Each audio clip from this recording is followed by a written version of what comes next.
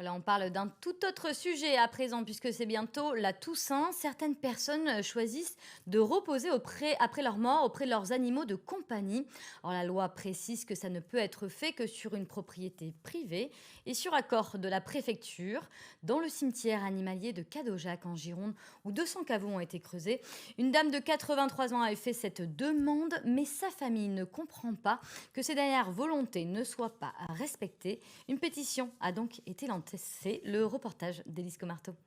Elle a eu un élevage de Shetland, donc la Poppy, ça a été la plus importante pour elle. Archie, alors là, Archie, le caniche, ça aussi, je m'en souviens très très bien. Il y avait 15 toutous, hein, donc je ne pourrais pas vous dire exactement tous. Décédée le 20 septembre dernier, la propriétaire de ces animaux a été incinérée dans la volonté de rejoindre ses compagnons. Mais les pompes funèbres refusent de le faire pour respecter la loi. Que ce soit dans un cimetière humain, vous n'avez pas le droit de mettre des cendres d'animaux et de vos compagnons, et que ce soit dans un cimetière animalier, vous n'avez pas le droit de mettre des cendres humaines.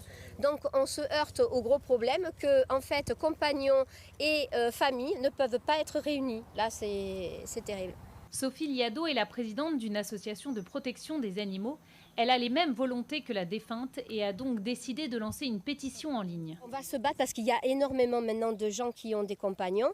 Donc on va demander à ce que la loi elle évolue et qu'il y ait juste une caractéristique que quand vous êtes dans un cimetière animalier, si vos volontés sont de pouvoir aller reposer auprès de vos compagnons, vous puissiez le faire.